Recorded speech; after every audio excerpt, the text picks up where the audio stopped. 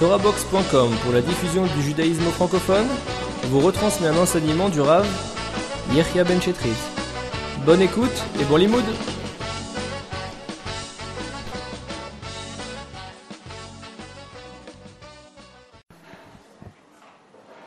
Alors bonsoir à toutes et à tous. Bien sûr, avant de commencer le cours, on va bien expliquer, il faut avoir cette kavana, mais on va le répéter à la fin du cours, que le cours est dédié les Ilou Nishmatam à la mémoire de Moni Shlomo Ben Latifé et de Benjamin Ben Esther Georgia et de Yosef Ben Julia et malheureusement du Rav Gabriel Holzberg et de sa femme Rivki qui sont partis à Bombay avec les attentats. Et les soldats aussi, malheureusement, qui sont partis. Et le couple qui était avec eux, on ne connaît pas le nom, mais c'est pas grave. On les inclut parmi les tzadikim d'Israël, que je vois il élève leur neshamot. Alors, bien que, en vérité, le sujet, il est plus adapté à la paracha qu'on a lu la semaine dernière. Mais on va voir que c'est un sujet qu'on peut aborder n'importe quel moment de l'année, parce qu'il est tellement large, il inclut tellement de choses, mais d'essayer de comprendre pourquoi est-ce que Akadosh Baruch Hu, des fois, il fait des choses compliquées, alors que nous, on aurait pensé qu'elle devrait être simple. Vous voyez, cette situation là-bas, juste pour rappeler pour ceux qui ne la connaissent pas bien, ou qui ne l'ont pas étudiée, ou qui n'ont pas vu le film, que Yitzhak et Rivka sont les deux des tzadikim. Deux tzadikim.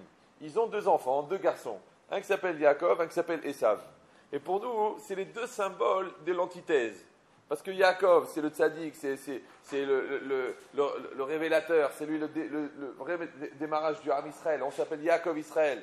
Son visage, il est gravé sur le trône céleste, sur le Kisei HaKavod.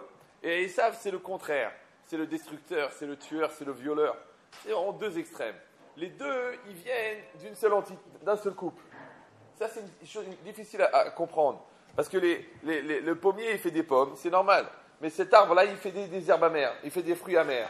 Mais comment un même arbre comme ça, comme Yitzhak et Rivka, ils peuvent produire deux éléments qui sont tellement différents. Et le pire,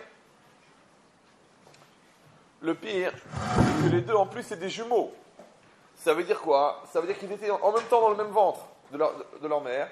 Et pire encore, c'est la même cellule qui s'est divisée en deux. Donc il y a une cellule qui est sortie complètement rachat, une cellule qui est sortie complètement tzaddik. C'est une chose qui est difficile à comprendre. Donc déjà, la Torah elle nous raconte comment dans le ventre de leur mère, déjà ils se bagarraient entre eux. Après, la Torah elle dit que Yitzhak, il a aimé Esav. Ça aussi c'est une chose qui est très difficile à comprendre. Tout le monde pose la question, comment est-ce que c'est possible que Yitzhak ne s'est pas rendu compte que Esav était un rachat?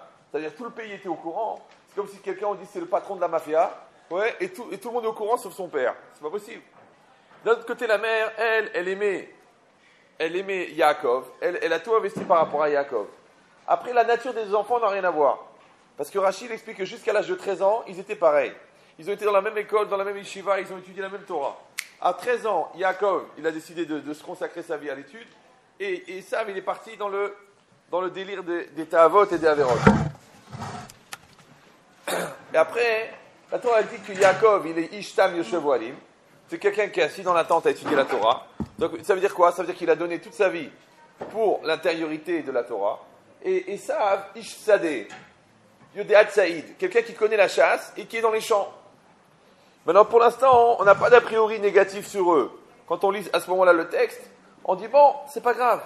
Il y a un qui va être un juif de l'intérieur, dans la pnimiout des choses, dans l'intériorité de la Torah, et un qui va être à l'extérieur. C'est normal. C'est normal. On explique dans la Kabbalah que Akadosh Baruch Hu, il a disséminé des étincelles de Kedusha dans le monde et que les Juifs, ils vont là où ils font les mitzvot, ils prélèvent les. D'ailleurs, vous remarquez bien que les Juifs, ils arrivent dans un endroit, ils restent un certain temps et après ils partent. Alors nous, on a une illusion d'optique de croire que c'est lié aux événements, c'est lié parce qu'on les a mis dehors, c'est lié parce qu'il y a eu un changement de politique. Non, en vérité, c'est parce qu'ils avaient une certaine mission là-bas de prélever les étincelles divines. Quand ils les ont prélevées les dernières, ils s'en vont. Comment ils prélèvent? En faisant les mitzvot. Quand le juif il a fini sa mission, il s'en va. Maintenant, il s'en va parce qu'on l'aide à partir avec un coup de pied, ou il s'en va parce qu'il a fait le choix de partir. En tous les cas, il doit partir.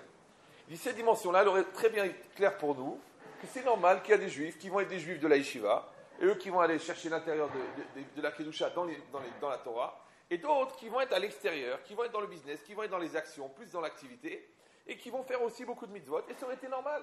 Donc on aurait pu très bien imaginer que Yaakov, il aurait produit toutes ces parties du judaïsme qui va être ceux qui travaillent sur l'extérieur et qui représentent les juifs dans le monde extérieur, et que Yaakov, lui, il aurait représenté cette partie de la Torah, cette partie du peuple, qui est assis dans les tentes et qui étudie la Torah dans la yeshiva, et ça aurait dérangé personne. Tellement que ça dérange personne, que c'est comme ça qu'il pensait Yitzhak. Comme ça, il explique le Malbim, oui, que Yitzhak, il pensait que c'est normal que Yaakov et Esav, ils n'ont pas la même nature, et qu'ils sont adaptés à leur mission, parce qu'Akadosh Baruch Hu, il donne à quelqu'un les outils dont il a besoin pour sa mission. Donc lui, Ish Sadeh, on traduit homme des champs, mais aujourd'hui on traduit un homme de terrain. Un homme de terrain. Ça veut dire qu'il sait comment agir, il sait s'organiser, il sait faire des actions. Il y a des gens, ils sont très forts dans les livres, mais dans la réalité, ils sont perdus. Il y a des gens, ils sont très forts dans la réalité, très efficaces, mais au niveau de la théorie, ils sont légers. Pour ça qu'Esav, il s'appelle Asouï. Ils disent, les Sfarim, Esav, c'est Asouï. Vous savez, il y a des gens qui s'adaptent très très vite dans la réalité.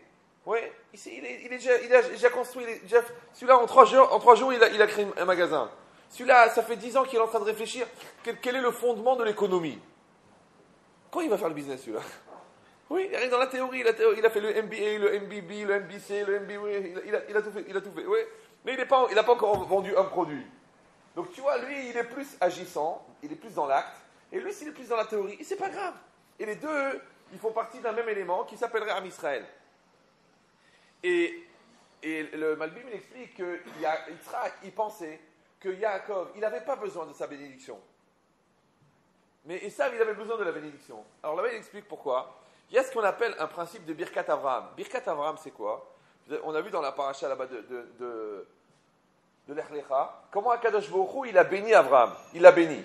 Ça veut dire cette bénédiction-là, elle est dans le Am Israël, que tout ce qui est lié à la spiritualité, c'est toujours Akadosh Baruch Hu lui-même qui bénit. Vous avez remarqué que nous, la Torah, quand elle parle des bénédictions, elle bénit toujours sur le matériel, elle bénit pas sur le spirituel. Même dans les brachot de la paracha là-bas, à la fin de Dvarim, on bénit que tes troupeaux ils vont être bien, que tes blés ils vont pousser, que tes arbres ils vont pas tomber. La Torah ne dit pas que tu vas monter dans la Torah, que tu vas faire une mitzvot. Non. La bénédiction, elle est sur le matériel, elle n'est pas sur le spirituel. Pourquoi? Il dit la bénédiction dans le spirituel, elle vient directement d'Akadosh Baruch Hu. On appelle ça Birkat Avraham. C'est-à-dire, c'est Hachem qui va la donner directement. Par contre, la bracha des Avot, c'est-à-dire la bracha que Yitzhak devait donner, c'était une bracha qui était dans le matériel. Maintenant, lui, comment il regardait? Il regardait que son fils Yaakov, lui, qui est assis dans la tente, il n'a pas ce problème-là de confrontation avec le monde matériel. Donc, il n'a pas besoin d'une bénédiction.